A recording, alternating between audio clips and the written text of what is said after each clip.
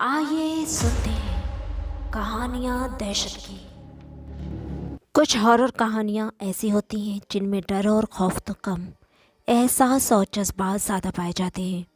आज की कहानी भी कुछ ऐसी ही है, तो आइए सुनते हैं। संडे का दिन था। सामूहिक प्रार्थना के बाद सभी लोग चर्च से बाहर जाने लगे। रोज़ी भी धीरे धीरे अपना सामान समेटने लगी। वो हर संडे चर्च के बाहर मेज़ पर फूल, कैंडल और अगरबत्तियाँ सजा देती। चर्च में आने वाले उससे कुछ न कुछ सामान ज़रूर खरीदते और वो उन पैसों को चर्च के दान पेटी में डाल देती थी। तभी फादर जॉन उसके पास आए और उसके सर पर प्यार से हाथ रखकर बोले, बेटी तुम अपने कमरे में जाकर आराम करो, मैं अनाथालय जा रहा हूँ। रोज़ी एक अनाथ लड़की थी। वो जब 4 साल की थी जब उसके माता पिता की एक रोड एक्सीडेंट में डेथ हो गई। वो गरीब थी, इसलिए सब रिश्तेदारों ने जिम्मेदारी लेने से हाथ खड़े कर दिए। रोज़ी के पिता का चर्च से काफ़ी लगाव था। वो फादर जॉन के मित्र थे। रोज़ी को पालने की जिम्मेदारी फादर जॉन ने ले ली। चर्च एक पहाड़ी के ऊपर बना था। उसके पीछे एक घना जंगल था। सरकारी महकमे ने लोगों की सुरक्षा के लिए नुकीले तारों से घेराबंदी कर दी थी ताकि कोई जानवर आबादी तक न पहुंच सके। उसी चर्च के ऊपरी मंजिल के एक कमरे में रोज़ी रहती थी। रोज़ी अपने कमरे में पहुंचकर खिड़की से बाहर देखती है। वो औरत उसे फिर दिखाई दी। सिर से लेकर पांव तक उसने खुद को एक लंबी गाउन में ढका हुआ था। चेहरे के नाम पर उसकी सिर्फ आंखें ही नजर आती थी। हर संडे को प्रार्थना खत्म होती ही वह एक किनारे आकर खड़ी हो जाती थी। रोज़ी जब अपना सामान उठाकर अंदर जाने लगती, वो औरत चर्च के पिछले हिस्से में पहुंचकर रोज़ी को सीढ़ियां चढ़ते देखती। जैसे ही वो कमरे में पहुंचकर खिड़की खोलती, वो औरत थोड़ी देर खिड़की की तरफ देखती, फिर धीरे धीरे जंगल के अंदर चली जाती।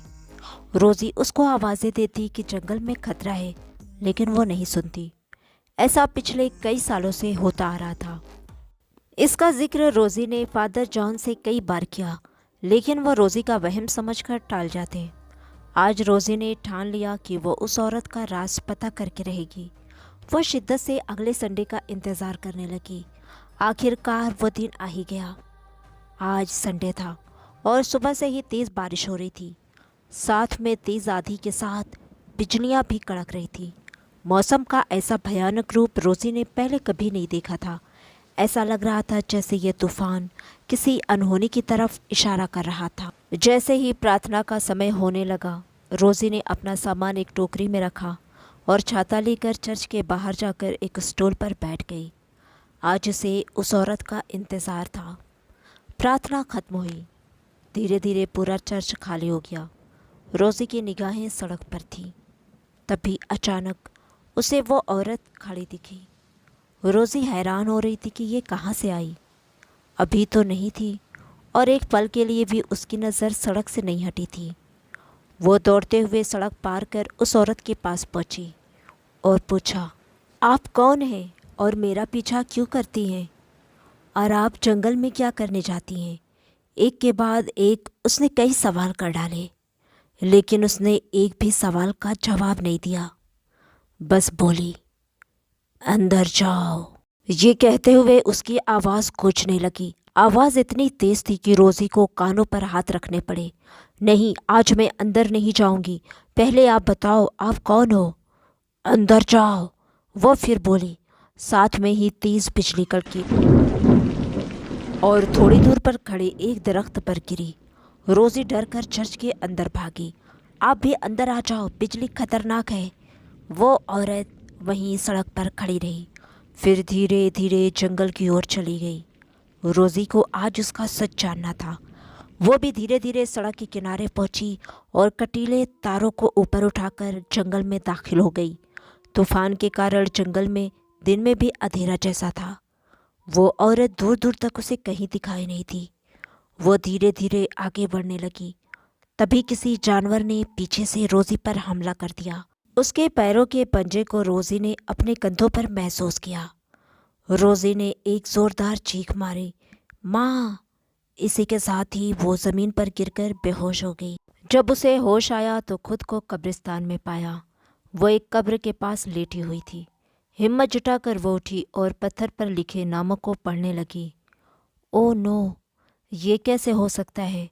ये मेरे मम्मी पापा के नाम है। मुझे यहाँ कौन लाया? मैं तो जंगल में थी। उसने अपने कंधे को छुआ।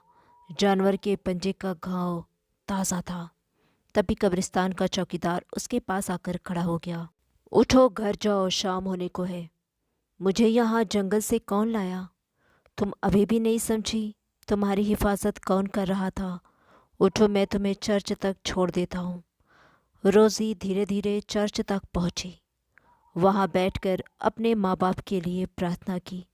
वह जान चुकी थी कि वो औरत कोई और नहीं, उसकी माँ थी। उस दिन के बाद रोज़ी को अपनी माँ कभी दिखाई नहीं दी। अब हर संडे के दिन रोज़ी उनकी कब्रों पर फूल और शम्मा जलाने जाती है। इस तरह की कहानियों का मकसद अंधविश्वास को बढ़ावा देना नहीं है। कहानियाँ तो सिर्फ मनोरंजन के लिए होती हैं। एंजॉय करें, पसंद आए तो लाइक और सब्सक्राइब कर दिया करें। शुक्रिया।